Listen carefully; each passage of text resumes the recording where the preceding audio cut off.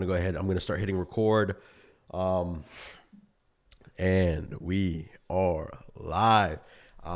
Today, thank you guys so much for tuning in to the Prophetic Podcast. We are the #1 show in men's development, men's self-improvement, and as well pushing a masculine agenda. We're here talking with a wonderful member of the music industry, as well as a entrepreneur himself. He goes by the name of Mr. Shawn Starks. Thank you so much for tuning into the show today, guys. And I would like for him to introduce himself and tell us a little bit about where he comes from. So, what is your name coming from your words and your mouth?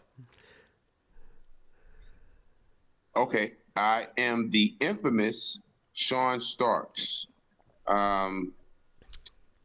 Basically better known as Iron Man. I'm called Iron Man because I go hard. I don't sleep much. I just work hard 7 days, 7 days on, never off. That's it. I got a tenacity for promotions, a tenacity for marketing. I'm a content machine. Yes, sir. I can definitely advocate for from the first time I met Mr. Starks. It was definitely something very enthralling to me because I see that the way that he puts forth a lot of effort in everything that he does. First, I just want to get into, so where would you say that you claim growing up, Mr. Starks? Where do you think that you call home? And if someone were to ask you, what is home to you, what would you say? I mean, I was born in Brooklyn, New York. Really? So, yeah, I was born in Brooklyn, New York. Moved to North Carolina in my teens. Once my mother moved us down here. It was kind of a tumultuous. What's the word? It was a rough childhood. I got shot, and once I got shot, my mother was like, "This isn't the area for us. You know what I mean? This isn't the area to raise a child." How old were you when you got shot? Like 13. That's crazy. Something like that. Yeah, like 13. I got shot, and like shot in the right side of my head, and was in the hospital for a little while. And when I came out of the hospital, my mother was like, "We're out of here." It was, besides the relationship between my mother and father was real rocky. Yeah. So that was, we came south. Yeah. Yeah. Okay. Was growing up, besides, I'm sure that was a really traumatic experience. Was it something that came about randomly, or was it because of, maybe some bad decision making on your end, or was it something that you had any control over in that time? As far as did what come randomly? Like the shooting. So like, if I may ask, how did that come about? No, that was randomly. Oh, so that just happened. Like that wasn't meant for me. That wasn't meant for me. That was, I was young. I was trying to go to the Chinese restaurant. The shootout was taking place behind me while I was waiting on the cars to, so that I can cross the street. You know what I'm saying? My cousin and I were going to the Chinese restaurant. You know what I mean? Okay. To get some egg rolls. Oh, when you're young, egg rolls, they'd jump off. Yeah. We were going to go get a couple of egg rolls, and he made it across the street. And, I was waiting on the cars to come. So while I was waiting, the shootout started taking place behind me. Okay. So it was more of like you were caught in the crossfire. Like they were directly behind me, and they were shooting at someone up the block, and the person up the block was returning fire. Was it Blues and Reds? Was it like he was off a little? Huh? Was it like Crips and Bloods back then? What was the gang life like back then? It wasn't Crips and Bloods. Okay. Nah, it wasn't Crips and Bloods. It was just some dudes had issues. Okay. It wasn't Crips and Bloods. You gotta understand. This was the '80s. Yeah. In New York. You know what I mean? I don't think that that type of gang had made it to New York in the 80s. I think it was more so street gangs, but this had nothing to do with all of Okay. that. Who Okay. knows what the dispute was about? I got you. And for our audience, I don't mean to sound ignorant. It's just I'm a little on the younger side, so I'm trying to educate myself as much as I can throughout the process. So when you touched down in North Carolina, that was the first state that you came to afterwards, moving from New York. Uh, you said what was the first place? Yeah, North Carolina, was that like the first place you came from, New York, and that's where you guys have just been ever since? Yeah, yeah. We settled in. So sorry, I had to charge this device. Yeah, we settled into. I think the first place was Winston Salem because my other grandmother lived there. But I always wanted to come here because I used to come here during the summers, you know, Really? and I always wanted to come here where my mother's mother was. But my father's mother was like, she moved from New York and moved down to Winston Salem, so we went there first. Okay. So what was, you know, I guess the blatant way to put it is like growing up, how was your experience moving from one state to another? Because I know for a young man, it can be very, I'd say, rough and hard, especially because, like you said, your parents didn't really have the best relationship. How did that affect you mentally? How did it affect you throughout your social life? And if it did, and if it didn't? Um, I don't think that affected me through my social life. More so, what affected me in my social, I mean, that affected me Yeah. in a sense, but more so, it was our financial situation that affected me more so than anything. You know what I'm saying? Because you can leave home at home when you go to school. You kind of just forget about what took place with your parents because you're dealing with, you know, pretty girls. It's a lot of action at school. It's just a lot going on at school. So you can kind of forget that, you know. Yeah. But you know, you can't forget poverty when you at school. You can't forget that you got on the same, you know what I'm saying, the same jeans you had on Monday as Wednesday, and you running those jeans back.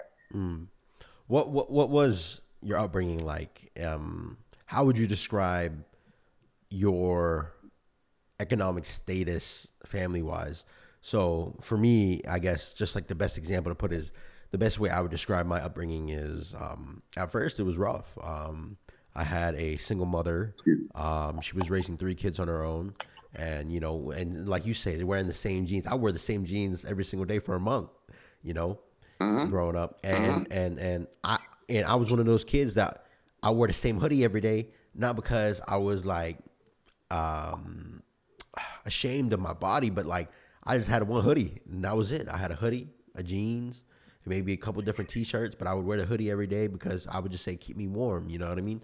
And how would you describe your upbringing as a child? How would you describe what your family had to go through?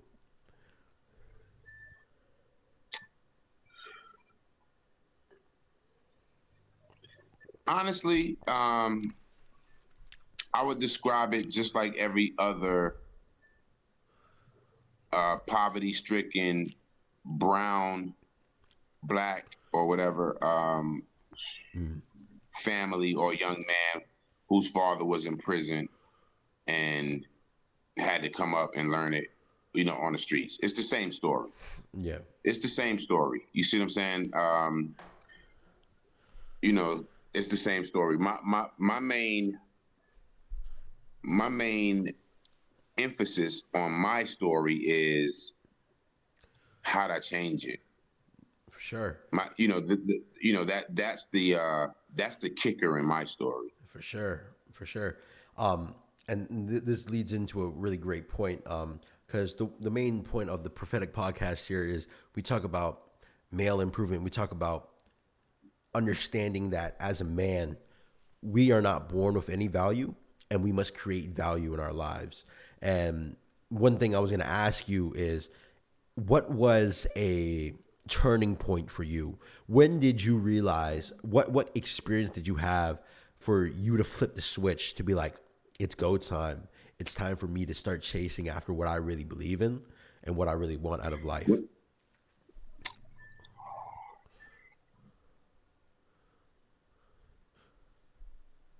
I've always been chasing after what I want. Always have been. Um, I started rapping when I was 13, and I wanted to be a rapper. Started chasing after that. When I started hanging out with the guys when I was 16, 17, 18, wanted to, be a part of a gang. I started chasing after that. But the turning point to what made me change my life was when I lost my mother. And when I lost my mom, I changed my life. You know. May she rest in peace. I'm sorry to hear that. I didn't know that actually. Mm-hmm. I didn't know that. Because for someone like me who still has my mother around, and understanding that it can be very hard without those kind of people in your life. Obviously, it affected you at one point, but was there anything that kept you going? Was there always like a prevalent thought in your mind that was like, okay, you have the standard. I know she would want me to keep going, so I'm not going to dwell on it. But was there something that helped you through that process? Here's the thing about losing a mother. There's nothing that helps you through that process. When you lose your mother. If you're a mother's boy like me, I was a mama's boy, and a proud mama's boy, right? Everyday mama's boy, right? Did anything for my mother, went to see my mother daily. When my mother got sick, paid her, took care of her bills, took care of her everything, all the way to the end. You never forget. You never get over that, ever. So it's like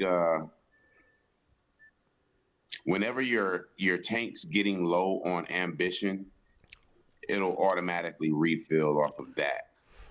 Whenever I'm low, it automatically pushes me because, the person who loves me more than anybody on this entire earth is gone. Yeah. So no one else loves me like that. You see what I'm saying? So I have to love me. Yeah. I have to go hard. Yeah. Yeah. I know exactly what you mean. I know for a lot of young men, especially, what age were you when you ended up losing your mother? When I lost my mother, I was 38. You asked me what age was I? Yeah, yeah. Yeah, I was 38. Okay. I was fully grown. Okay, okay. But like I said, my mother and I were very, very close. Of course, of course. So those who have lost their mom understand.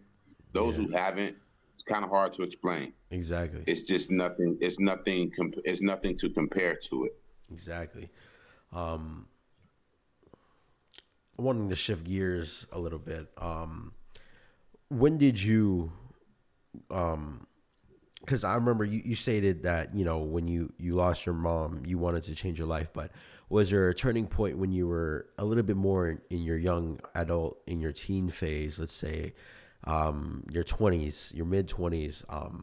Was there any driving factors for what really gave you inspiration? Because I know there's a lot of young youth and men today who are pushed in a bubble in society now, where a lot of them don't have the same role models as the past generations did, and it's sad to see, but we're in a position where you go through this cycle of strong men create peaceful times, and then peaceful times create weak men, and then in return we're in a era of weak men creating hard times for us. So for you, did you have a role model or figure to look up to, and maybe it was your mother, maybe it was a celebrity, maybe it was a rapper, was there anyone that you could give a finger to and be like, this person played a big part of my life because of this?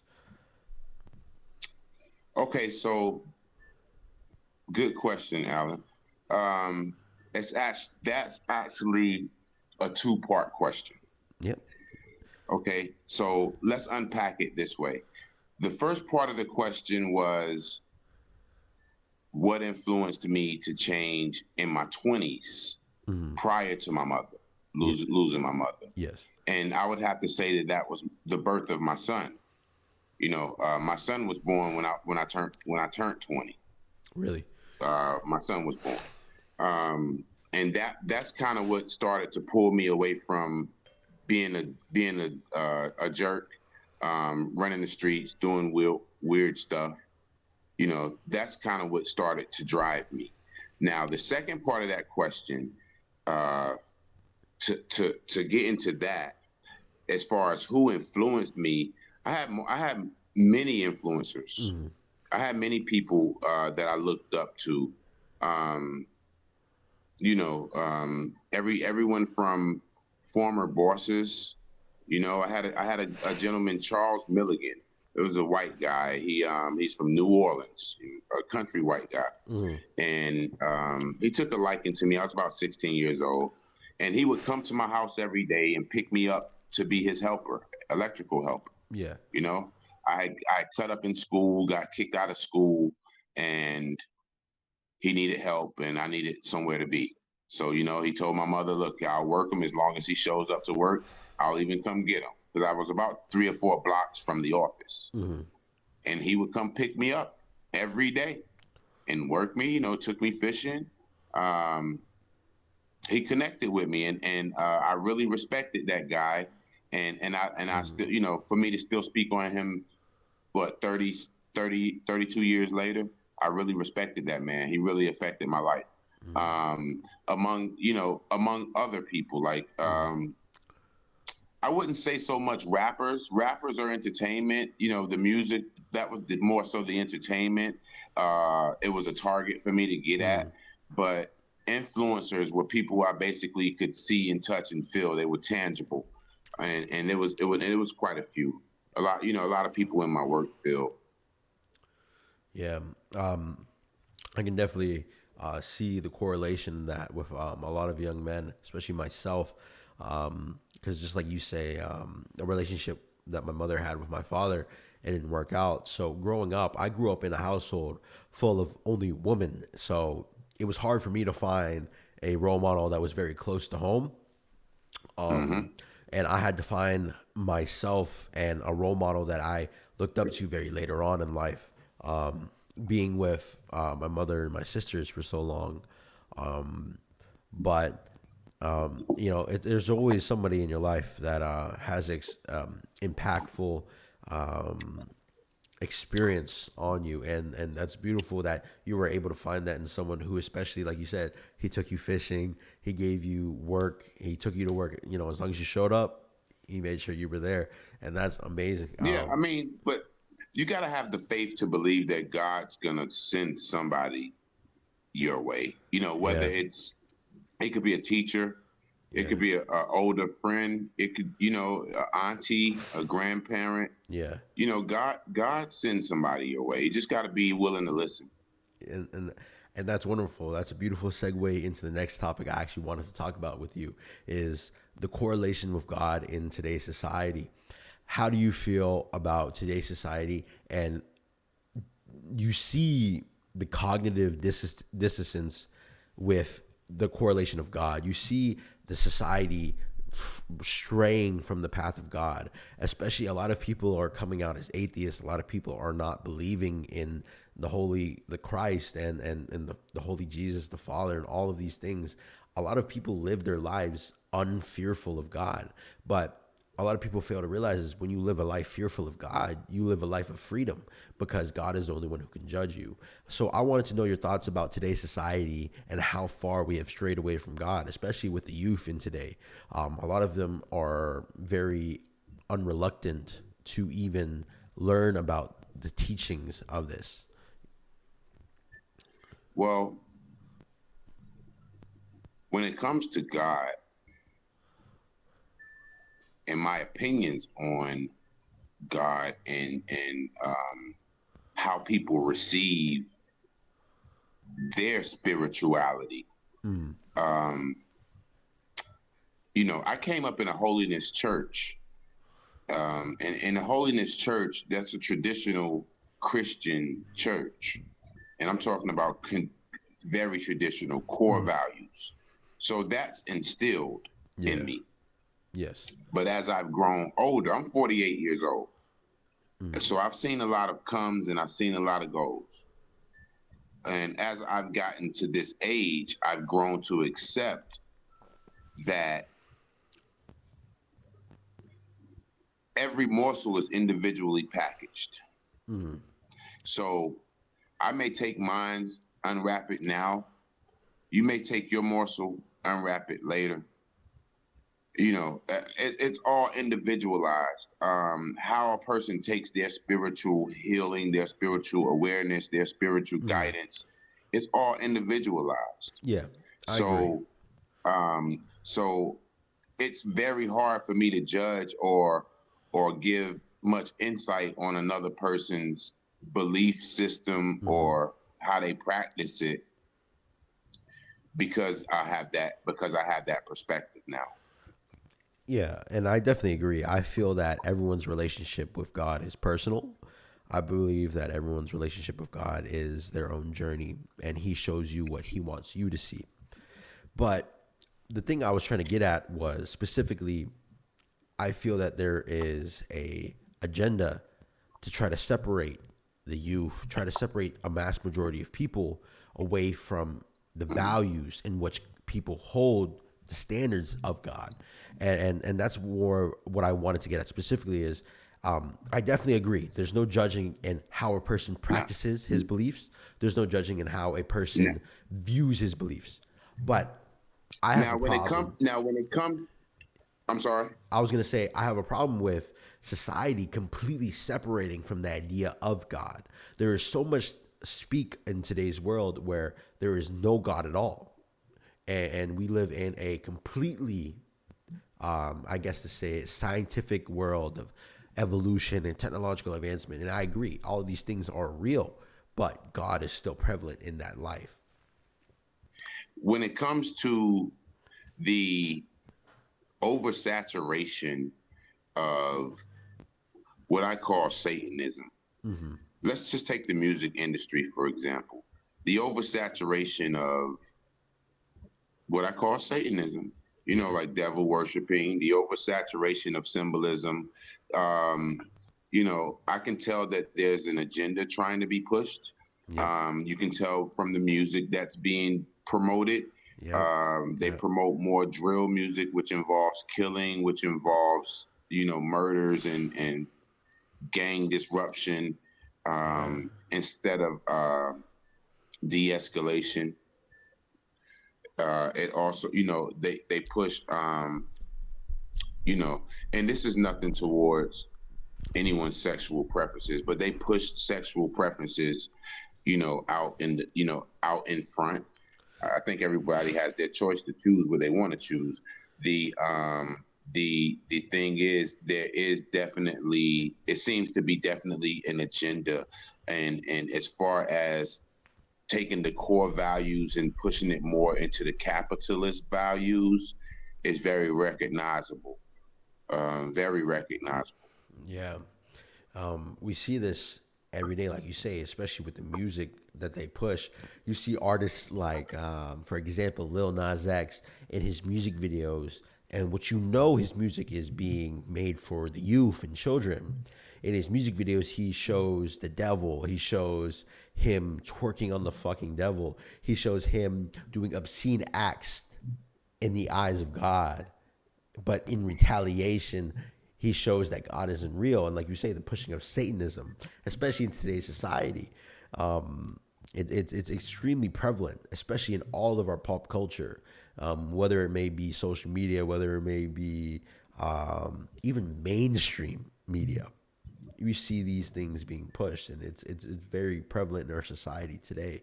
Do you feel that there is a good amount of people in today's world, in society, in our social media world, who see this and point out these facts? What is your views and thoughts on cancel culture? How do you feel about in today's society where freedom of speech isn't really a thing anymore? Your views and opinions can be based and judged off someone else's feelings. How do you feel about that?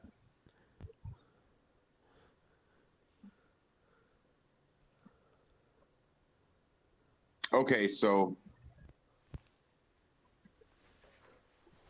the first part of that question, when it comes down to the little Nas X thing, twerking on this and all of that and everything, um, you have to fall back on your core values. That's what I said in the just a second ago. You have to fall back on your core values, which falls back on your home train, what you were taught at home, Mm-hmm. um, and you have to lean on that. Yeah. You have to know God, and you have to know right from wrong. Now, as far as cancel culture, I don't necessarily have much of it. All depends. It all depends. Um, we have to have some kind of restraint, but we don't need to be getting canceled over bullshit. That we need to continue to have freedom of speech. Exactly. Um, but you definitely have to be careful about what you say. It's not the wild wild west anymore, so we really can't just like, oh, you said what, and then we meet up and shoot each other down. So they have to have some kind of regulation so that doesn't happen. um so I get that. As far as the stuff with, you know well, yeah, that's about it. I get that. I kind of get it. I don't agree with a lot of it, and that's why you have to take control and take power of your situation. Yeah. That they do have YouTube, and YouTube does have a community guideline situation, so they're structured as well. But you can always start your own website. You can start your own website and draw your audience directly to your website. That way you control everything you say on it. Yeah. So, I think people complain and and bitch, but they're on someone else's network. So if you're on someone else's platform and these are the rules on the platform, you have to abide by said rules on that platform Yeah. or create your own platform. Exactly. Exactly. Um, and the crazy thing is, we see big companies like the Googles, like the Facebooks, like the Amazons, right? Who have such a big hold on today's society. And it's crazy that these tech companies are basically third party corporations, but they, in a sense, control the way that society works because of just how much, one, money they generate, two, influence they have, and three, the general consensus of the population that they can control, the narrative. That is the best way to put it. Is these companies have control over each other and control over the people, and it's crazy to think that our own government has less control than an app created by someone in their garage. Isn't that crazy to think about? It is. It is. Um, that same crazy is powerful, though. It is. That very same crazy is powerful. Let me tell you something. And and I'm not trying to sound like the tree hugger because I'm not that, right? I'm not the tree hugger. Yeah, I I'm, hope I'm the not. blunt buster. I'm the blunt buster or whatever. All right. But you know, before this technology thing, when I used to apply for jobs, I used to open up what we call the yellow pages, right? Yeah, I don't know if you know what that is. I know that it's like a phone book. Right. It's a phone book. It's a huge phone book. Yeah. That phone book was probably that phone book was super thick. Yeah. And it went in alphabetical order, and it had all the companies in that region listed in that book. You know, some people used to sit on that book so they can drive before they were old enough to drive. All right, so I used to start at the letter A. First, I'd go to once I worked with Charles Milligan, I learned electrical. I'd go to the electrical part of it, and I'd start at A, and I'd start at the very first one, and I'd dial. You got any openings? Boom. You got any openings? Boom. You got any openings? Okay, until I got a job, right? I would never make it to C. I always worked for companies with A, B. They were A, B. They were A or B, and I never made it to C. Yeah. So I either, all the companies were like AAA Electric, Bryant Durham, Yeah. because I called every one of them in the A's and every one of them in the B's. Never made it to the C's because I'd get hired by then. But my point is that was then, and then came these little suckers. And once they came in, right, Yeah. it did make a lot of access. It did allow accessibility to a lot of bad shit, Yeah. but it also opened the doors to a lot of great shit. So, like I said, when my mom passed away, I changed my life. I changed my life by opening up my own company. My Yeah. mother always used to say, Shawn, before she passed, she would say, Shawn, do your music and start your business. She was like, because you don't want to work for anybody. You're too militant. And, Yeah. and she was right. So thanks to these little jokers, Yep. I started my business, and I started my general maintenance company online. And I get all of my jobs online through my app on the phone. Same, the apps the governments can't control. And the very first year I started my company, I made over $100,000 the very, very first year, and I started that company in July. So that's like halfway through the year, over halfway through the Yeah. year. So 5 months, in 5 months, I made over $100,000 There you go. from an app. Yeah. And isn't that crazy to think about? And in today's society, um, just the climate of the economics is crazy. There's so much money out there to be made. It just takes the consistency and effort, and that's what a lot of people lack. So, what is one piece of advice coming from an OG like yourself? What would you say to a young, fresh 18-year-old who is lost in life, who has no idea what to do, and he has no idea where to start?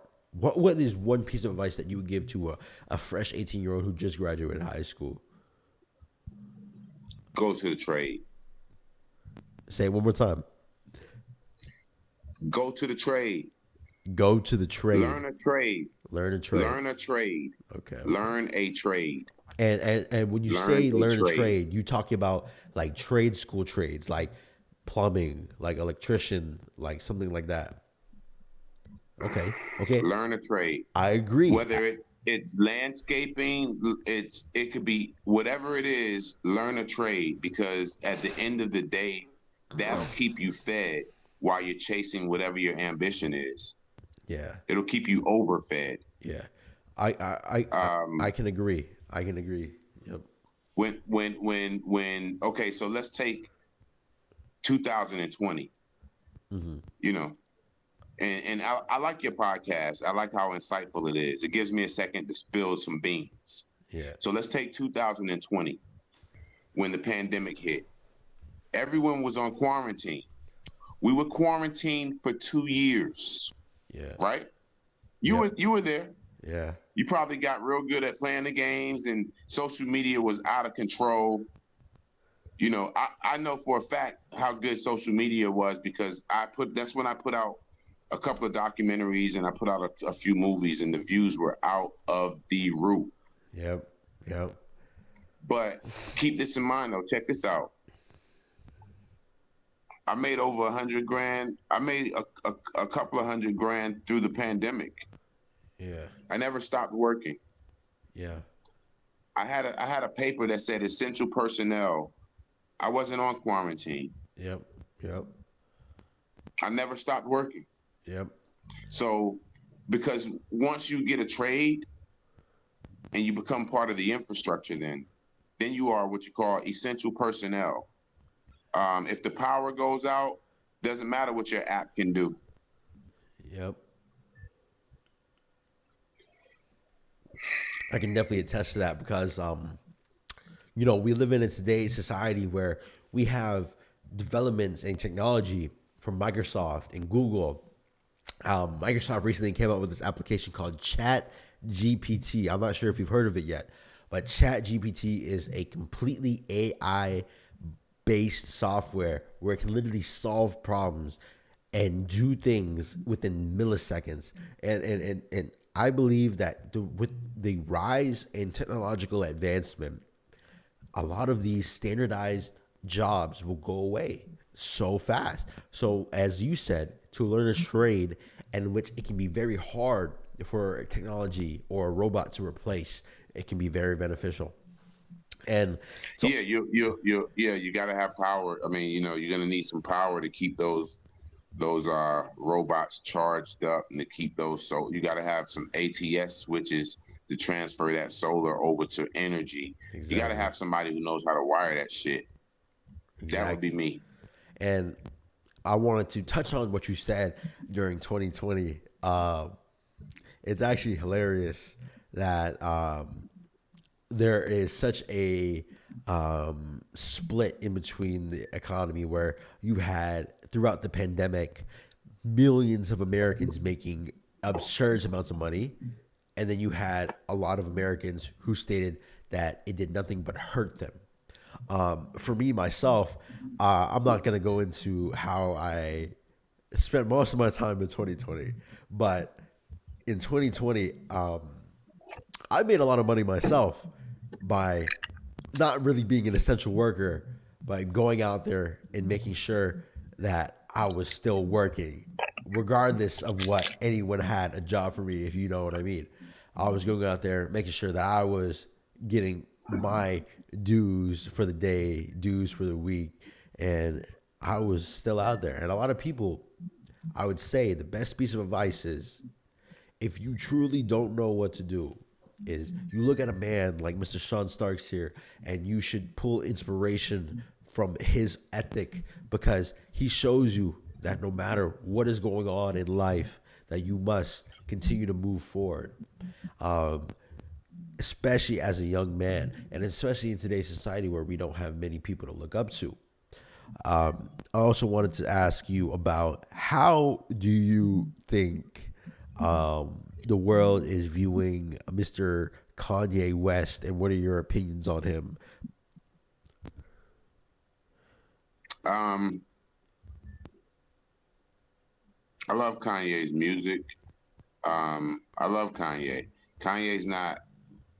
Kanye doesn't bother me. He's. I don't get bothered with the BS, man. I Yeah, don't. I don't get wrapped up in the BS. yeah, And I don't waste a lot of time with it. It's entertainment to me. yeah, Um, that man's lashing out.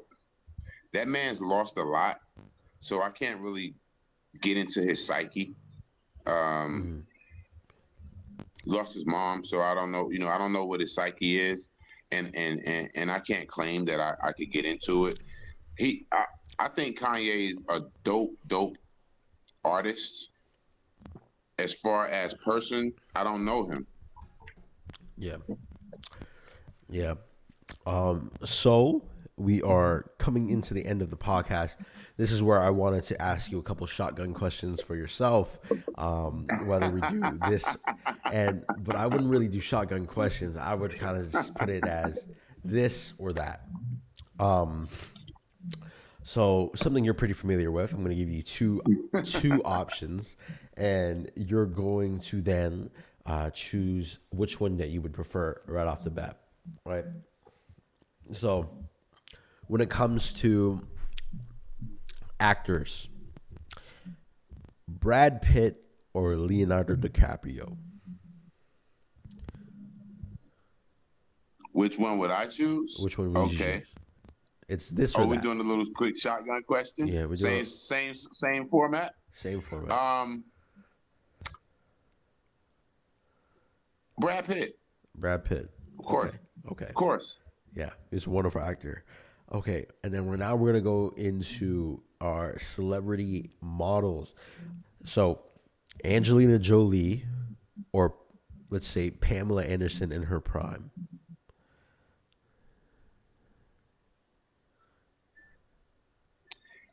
Angelina. Angelina for sure.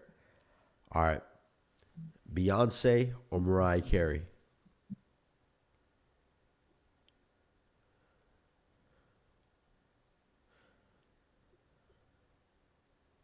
You mean as far as musically, or what you Music, mean as music, far as music, dating? whatever. Dating or musically? You can add in Because whatever I you mean, want. I just went there. In my head, I went there. In my head, I went there. So I was like, okay, so I'm on a date, or do you mean musically? Okay, let's do musically. Okay, so musically, I'm gonna go with Beyonce. Okay, got to. Okay, this one's gonna be a tough one. Jagged Edge or Shy? That's not tough. Jagged Edge. Okay. A lot of people have a hard time with that. Because a lot of people Shy don't. doesn't have a big cat. Shy doesn't have a large catalog. Shy only has two That's hit songs. that's true. That's true. So I grew so they up. shouldn't struggle. I grew up. Bring that to their attention. Yeah, I grew up a few years in Atlanta, so I would say Jagged Edge as well myself. Um, They have a larger catalog. they You do. couldn't do a versus with those two groups. Yeah. Okay. In Sync or Backstreet Boys?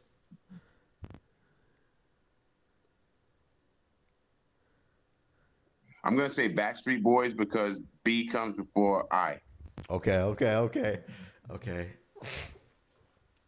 And then, last of all, least, who is your top five basketball players for you? Because I know you are a basketball guy.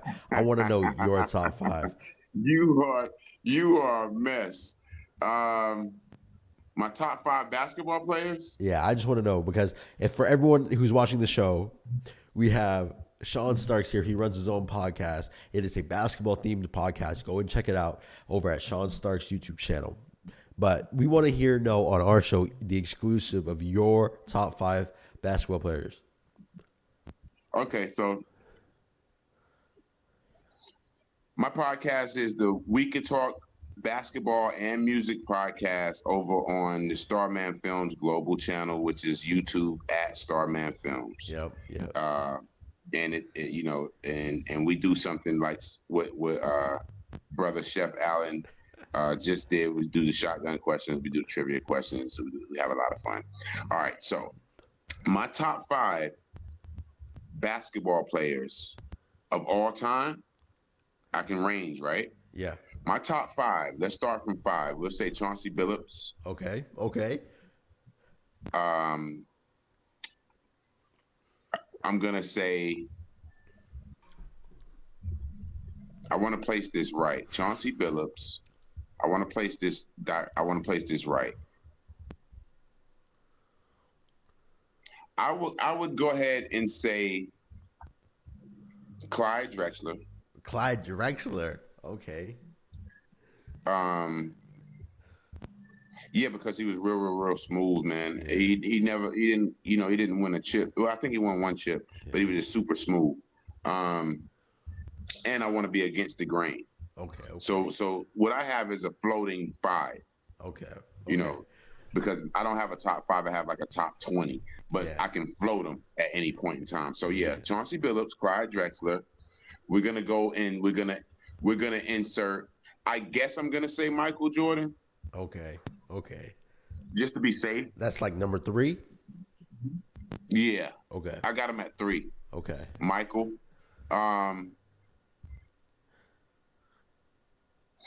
as of now, I'm gonna say LeBron James Oh, really? because of what he just did the other day Yeah. and his longevity.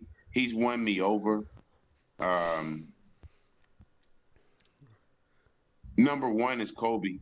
Kobe. Yes, sir. Right there, right there. Kobe. It's R.I.P. number one. Yeah, that's number one right there. Yeah, Kobe. Yep. And I think he's number one because of the Mamba mentality. Yeah. Michael Jordan had to be like Mike, but that was just a commercial.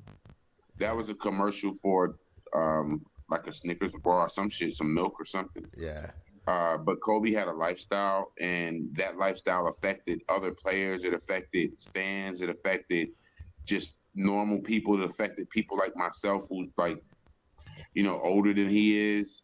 And when I first started watching him, I didn't like him, and he just won me over. Similar to how LeBron is doing. Yeah. I mean, it's funny because I saw a meme about when LeBron had passed Kareem. Kareem's face was just like, damn, fuck this guy. It was hilarious. Yeah, I mean, that's he earned that respect at that point. Yeah, he did. And And I'm not even a LeBron fan. yeah, I totally did not like his game for the majority of his career. yep, I yep, didn't like his face.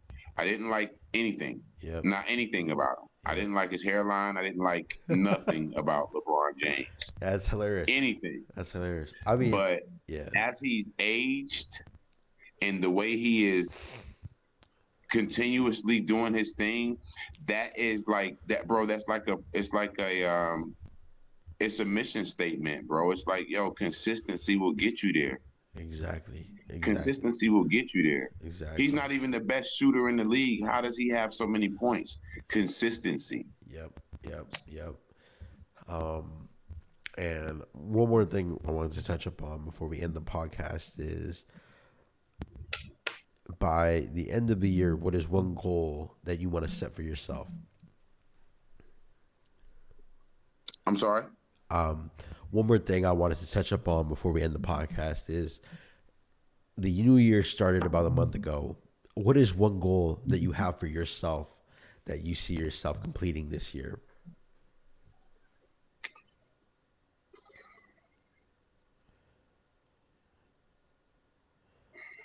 On so many levels, man. Uh, first, I got to give honor to God, and I have to say, Lord willing, Yep. Lord willing, I will continuously grow my business as far as my general maintenance business and finally get things together on the paperwork side so that I'm not so stressed out. Yep. Yep. Um, Lord willing, my revenue from that revenue stream will continuously stay consistent and Yep. stay growing. Yep. I'm very thankful for that. Um, my record label is on fire right now. Yep. I have a stable of about, I guess it may be about 15 artists at this point, and they are out of control. Yep. We've I signed a distribution situation with a mid major, and I'm also pushing directly independent and doing the artist development, the videos. I'm doing everything, in house. And by the end of the year, I intend on. I hope, I pray that that takes off. Yep. Um, I've got the last installment of my films, the 20 Bands trilogy, 20 Bands 3, the Lost Tape, should be airing by the end of the week. And, so I'm assuming that we're going to jump into 20 Bands 4 instead of doing the other movie I was slated to do. So, and also, first and foremost, my family just being healthy, Mm-hmm. strong, and together. Yep. Well, Amen to that, brother. I wanted to say thank you so much for coming onto the podcast. I don't want to take up too much of your time. I appreciate giving us a little insight into your life, one, as well as giving us a little insight into the industries that you have a presence in.